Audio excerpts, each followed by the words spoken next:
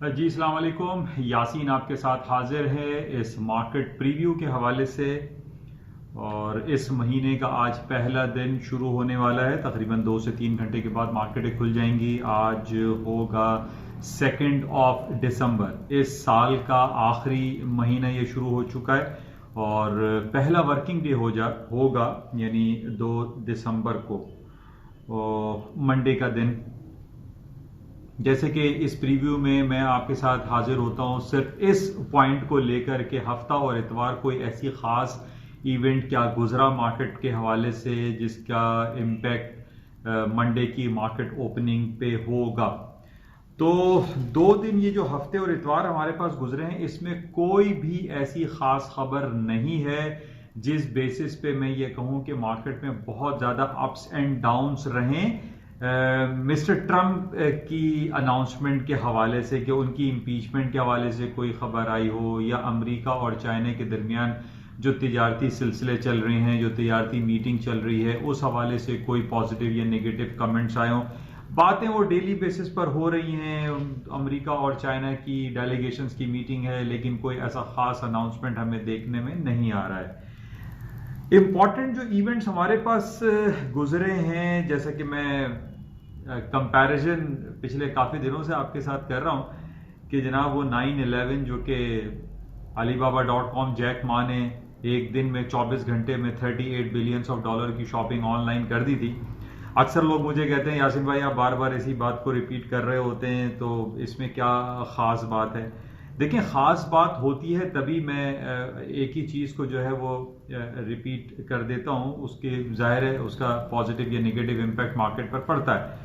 और ख़ास तौर पे जिस तरीके से हम ये देख रहे हैं कि जब चाइना और अमेरिका के दरमियान एक ट्रेड वॉरफेयर का जो एक मसला चल रहा है, ये बहुत अरसे से चल रहा है और दोनों एक दूसरे के ऊपर जो है वो बिलियंस ऑफ डॉलर के टैक्सेस लगाने की बातें करते हैं, फिर उसको रोल बैक की बात करते हैं। क्योंकि हमारा जो मरकज है, जो पॉइंट है, वो आजकल पिछले कई सालों से हम देख रहे हैं कि वो अमेरिका और चाइना के दरमियान ही आके अटका हुआ है। और इसी तरीके से हम ये देख रहे हैं कि कंपैरिजन भी करते हैं कि चाइना जो है वो कितनी इंपोर्ट कर रहा है, वो अमेरिका को कितनी एक्सपोर्ट कर रहा है। एक्सपोर्ट और इंपोर्ट के हवाले से हमारी सारी तवज्जो जो है इन्हीं दोनों ममालिक पर रहती है। तो जिस तरीके से मैंने आपसे ये कहा था कि जो इम्पोर्टेंट इवेंट हमारे पास थर्सडे, फ्राइडे, सैटरडे, संडे और मंडे को आ रहे हैं, इन 5 दिनों में हमें ये देखना है कि अमेरिका में जो ऑनलाइन शॉपिंग हुई है या कन्वेंशनल शॉपिंग हुई है, क्या उसका प्रीवियस रिकॉर्ड टूटा है या नहीं टूटा है, क्योंकि इसका डायरेक्टली इंपैक्ट अमेरिका की मार्केटों पे पड़ता है। और कुछ सूरत हाल पॉजिटिव हमें दिखाई दे रही है। अमेरिका में जो थैंक्स गिविंग डे हॉलीडे गुजरा, उसके बाद जो ब्लैक फ्राइडे, जो मुसलमान उसको ब्लेस फ्राइडे कहते हैं, ये इन्होंने अपना प्रीवियस रिकॉर्ड तोड़ दिया है। जो कि मैं आपको पिछले काफी दिनों से मैं यही कह रहा था कि जनाब हम अली बाबा के जैक मा वाली जो कहानी है उसको हम कंपेयर करेंगे कि क्या उसने जिस तरीके से 30 बिलियन डॉलर को 8 बिलियन डॉलर से सरपास कर दिया था और 38 बिलियन डॉलर की शॉपिंग की थी Alibaba.com जैक मा ने विद इन 24 आवर्स, जो कि तारीख में एक बड़ी रकम, एक तारीख रकम कर गया ही। इसी तरीके से जो अभी हमारे पास जो ताज़ा तरीन अभी मैं रिपोर्ट्स पढ़ रहा हूँ उसके अंदर मेरे पास जो थैंक्स गिविंग डे हॉलीडे के हवाले से जो शॉपिंग हुई है वो 4.2 बिलियंस ऑफ डॉलर की वन डे में यानी 24 आवर्स में शॉपिंग हुई है। और इसी तरीके से जो ब्लैक फ्राइडे में अमेरिका में ऑनलाइन शॉपिंग हुई है वो 7.4 बिलियंस ऑफ डॉलर यानी प्रीवियस रिकॉर्ड तकरीबन 14%, 15% ब्रेक कर दिया है, ऊपर चला गया है, लोगों ने ज्यादा शॉपिंग की है। तो देखें, ये एक पॉजिटिव इफेक्ट तो आएगा मार्केट में कि जिस तरीके से हम देख रहे हैं कि रोज बरोज जो कन्वेंशनल शॉपिंग है वो कम हो रही है और जो डिस्काउंटेड जो शॉपिंग होती है जिसके अंदर हम ब्लैक फ्राइडे देख रहे हैं, थैंक्स गिविंग डे देख रहे हैं, फिर सैटरडे को एक स्मॉल शॉपिंग भी हुई है, उसका भी रिकॉर्ड मौजूद है, फिर संडे को आज जो शॉपिंग हुई है, और कल एक बड़ा इंपॉर्टेंट डे हमारे पास आने वाला है अमेरिका की जो शॉपिंग ऑनलाइन के हवाले से, जिसको हम कहते हैं साइबर मंडे। ये बिल्कुल वैसे ही साइबर मंडे सेलिब्रेट किया जाएगा जिस तरीके से चाइना में 11/11 सेलिब्रेट किया गया है। तो जैसा मैंने आपसे कहा था कि नेक्स्ट कमिंग 5 डेज जो है इनका टोटल हम चेक करेंगे कि क्या इन 5 दिनों में प्रीवियस जो साल था उसके अंदर का रिकॉर्ड, उसका रिकॉर्ड टूटा है या नहीं टूटा। लेकिन बज़ाहिर मुझे ये दिखाई दे रहा है कि वो रिकॉर्ड टूट जाएगा। जिस तरीके से थैंक्सगिविंग डे में 14 to 15% इन्होंने ज्यादा शॉपिंग की, ब्लैक फ्राइडे को शॉपिंग की, फिर सैटरडे, संडे, और अब जो मंडे भरपूर डे गुजरेगा, यानी अभी जो कल मंडे शुरू होगा जिसको हम कह रहे हैं साइबर मंडे। तो बहरहाल ये तमाम पॉजिटिव खबरें हैं और इस बात पे अमेरिका की स्टॉक मार्केटें और दुनिया की स्टॉक मार्केटों में तेजी का रुझान आ सकता है मजीद। लेकिन एक खबर जो हमारे पास एक नेगेटिव आई हुई है, और वो नेगेटिव खबर है चाइना का फैक्ट्री आउटपुट जो है वो खराब आया है। ये सैटरडे को ये रिपोर्ट आई है, तो आज इसकी रिपोर्ट हमारे पास कंप्लीट डिटेल आई हुई है कि जिस तरीके से हमारे पास डिफरेंट रिपोर्ट्स आ रही हैं, IMF की है, वर्ल्ड बैंक की है, यूरोपियन यूनियन की है, इन तमाम जितनी भी जो फिगर्स हमारे पास आ रहे हैं उसमें ये कहा जा रहा है कि दुनिया में की जो ग्लोबल फोरकास्ट है, जो ग्रोथ फोरकास्ट है, वो डिक्लाइन हो रही है। अच्छा, इसके अंदर देखिए दो चीजें हैं, कुछ चीजें हम बात वक्त मिक्स कर देते हैं। अब अमेरिका की स्टॉक मार्केटें हम ये देख रहे हैं कि तारीख की बुलंद तरीन सतहों पे खड़ी हुई हैं, जबकि हम ये रिपोर्टें जब देखते हैं तो उसमें ही देखते हैं कि दुनिया की ग्लोबल फोरकास्ट जो है वो डिक्लाइन हो रही है, रिसेशनरी फियर दिखाई दे रहा है। उसकी दो तीन वजूहात हैं। इसके बेसिक्स अगर हम देखें तो हम एनर्जी सेक्टर को अगर लें, जिस तरीके से हम क्रूड ऑयल की प्राइसेस पिछले दिनों हम देखते थे, साल, 1.5 साल, 2 साल पहले कि जनाब $100, $110, $120 या $80-90 मार्केट चलती थी। तो क्रूड ऑयल की जब मार्केटें हायर साइड पे होती हैं तो उसकी वजह से क्या होता है कि पूरी दुनिया की स्टॉक मार्केटों में एक थोड़ा सा पोटेंशियल आ जाता है और स्टॉक्स में तेजी आती है।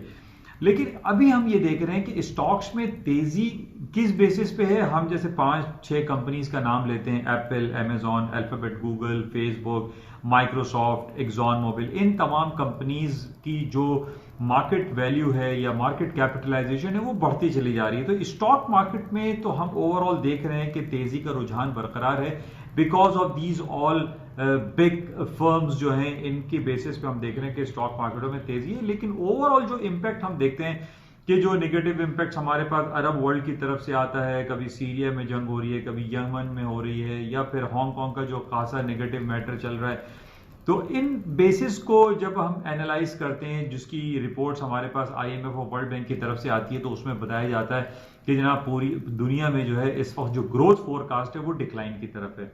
तो बहरहाल इस पॉइंट को भी हम खास तौर पे मद्देनजर रखते हैं और खास तौर पे जो चाइना की रिपोर्ट्स हमारे सामने आती है उसको हमें बगौर देखना पड़ता है। लेकिन पिछले काफी दिनों से हम ये देख रहे हैं कि चाइना के कभी फैक्ट्री ऑर्डर्स खराब आते हैं, तो कभी कैपेसिटी यूटिलाइजेशन डाउन हो जाता है, तो कभी उनका GDP जो है वो कंपैरेटिवली बेहतर हो जाता है। तो इन बेसिस पे हम इसको इतना ज्यादा नेगेटिव अभी कंसिडर नहीं करेंगे चाइना की रिपोर्ट को।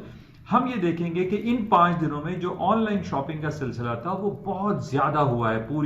पूरे अमेरिका, US में, लैटिन अमेरिका में, हर तरफ जो है वो ऑनलाइन शॉपिंग का सिलसिला जारी था। और चूंकि ये अब महीना शुरू हो गया दिसंबर का, क्रिसमस मंथ भी इसको कहा जाता है, सांता रैली भी हम इसको कहते हैं कि जनाब इस महीने में सांता रैली आती है और स्टॉक मार्केटों में तेजी का रुझान आ जाता है। और कुछ ऐसे ही सूरत हाल मुझे ये दिखाई दे रही है on the basis of these all facts के स्टॉक मार्केटों में तेजी बरकरार रहेगी।